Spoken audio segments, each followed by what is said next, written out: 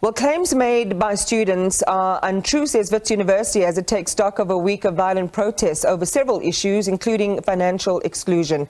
Students yesterday took to the streets protesting against historic debts, preventing students from registering. WITS University Spokesperson Shirona Patel joins us now. Shirona, good evening to you and welcome. Before we get to the latest on the weekend meetings that we expect between the SRC and yourself, I went back to look at some of the previous interviews that WITS University has done, going back as far as 2016. And it's like we're having another moment of deja vu, because I expect us to have, similar responses that you had back in 2016 around the issue of accommodation, historical debt, unaffordability. As you take stock of the last 7 years, Shirona, and having to give an account of WITS's position on these matters, what insights can you share, and how are you feeling about looking, down at the last 7 years? Gosh, you are spot on there. I think if we are still experiencing the same recurring issues, but they're not issues that universities alone can face. And I think I would have said this in 2015 and 2016.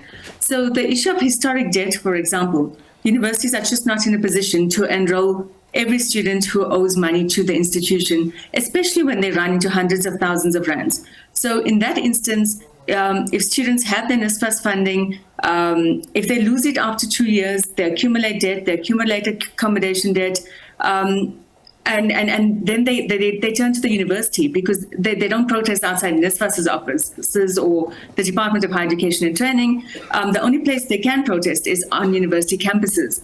And we're not in a position to cover that amount of debt, for example.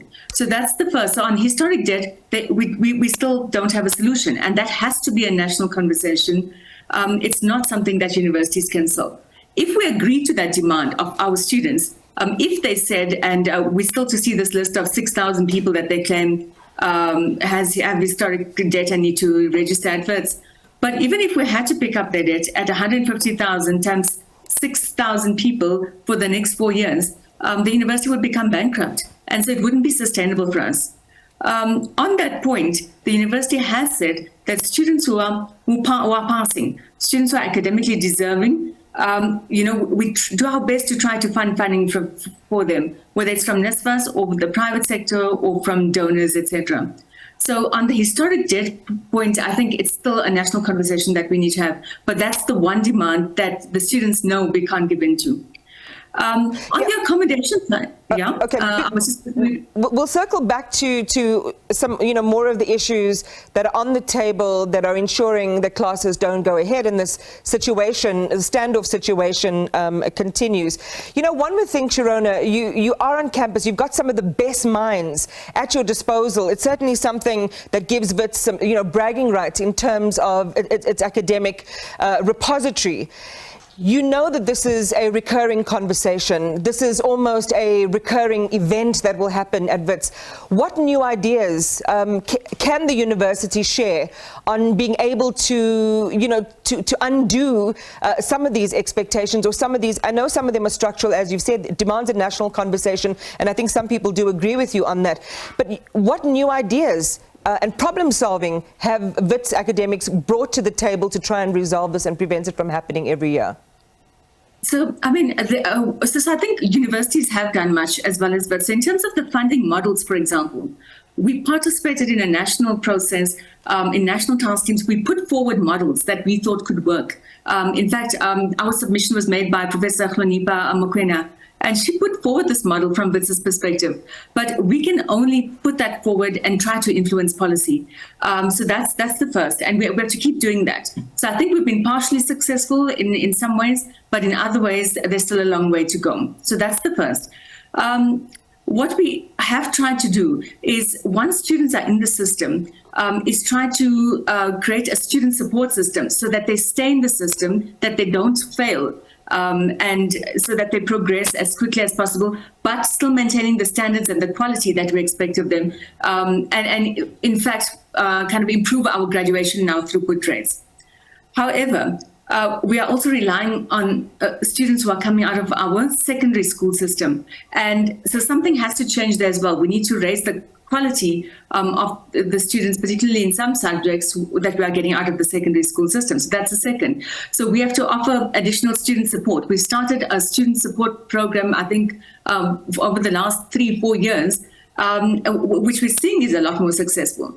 At the moment, just to go back to what the SRC is saying, and they're saying they've got a list of 6,000 people who qualify to be at WITS, but who are financially excluded.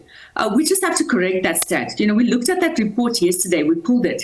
There's probably between around 150 to 200 people who are passing, who are academically deserve to be there, who haven't failed multiple years, basically. And so it's nowhere close to 6,000. And out of those, you know, we've helped so many already. I'll give you one example. You asked what solutions do we have. So we need the funding. We need the money. The students need the funding. So we created a hardship fund in 2018 at 10 million rand. And we said, yes, 10 million rand to help students to register and to get emergency accommodation. These were students with outstanding debt of 50,000 rand or less. So we keep that criteria. The only thing we ask of them is that they must pass and pass at 48%, not even at 50%. We increased that amount from 10 million to 28 million rand this year. So we've got 28 million there. Then we said, okay, for scholarships and bursaries, for those who are doing extremely well, we're putting aside 150 million rand from WITS's own funds, not NSFAS, not donor funding, 150 million rand. And over and above that, we matched the SRC 6 million that they raised. Okay. In effect, for this year, we've got 190 million rand which will be given to students. That's just student support for this year. If we go above that in any way, or start selling off our assets or do anything like that, we'll become unsustainable. So do you think the SRC is negotiating in bad faith then? They're not seeing, you know, the efforts that you have made. Why do you think this is happening?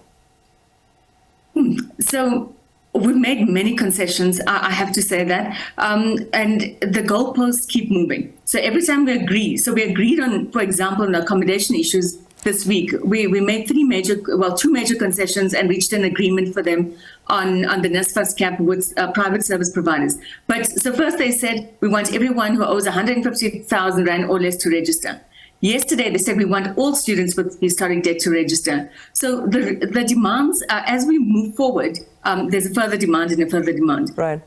Okay, so they keep shifting the goalpost then. Shirona, I'm so sorry to keep you kind of on your feet a little bit. I'm also just mindful of time, but I have to ask this question. Will you let the media back unrestricted onto campus? You've seen a lot of condemnation from SANEF, from the Foreign Correspondents Association. It's better to let the media be in there, cover what is happening, because that is in the public interest.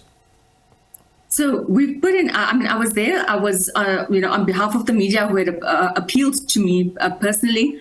So I put in the request, and basically the response that I got was that in order to manage the situation on the ground, because it was so volatile at the time, they felt that if the cameras were there, that it would just inflame the situation or make it more volatile.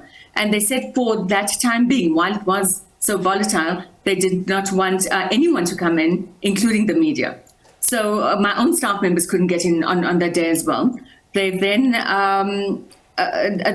we put it to the executive. They did give us a statement, an official statement, which I've shared with the media. Right. And, you know, I think if things calm down and once the situation's under control, I'm sure that will be reconsidered. But I have taken all the messages from media houses back to our management team. Shouldn't the priority of journalism safety on your campus be a matter for newsrooms and the editors, not you?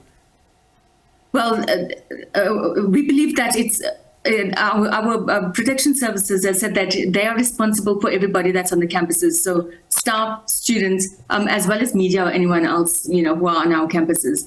Like I said, I've put forward all the objections towards management, you know, and escalated it to management, and it will be discussed at the next meeting, and we'll then have a response. My understanding was that in that moment, it was just very difficult to have anyone on campus because there were so many people who had come in from Braamfontein who weren't students, and there was just the potential for things to get even worse and violence to be exacerbated. That's our time. Shirona Patel, thank you for yours. Appreciate it. Shirona Patel is the spokesperson for WITS University.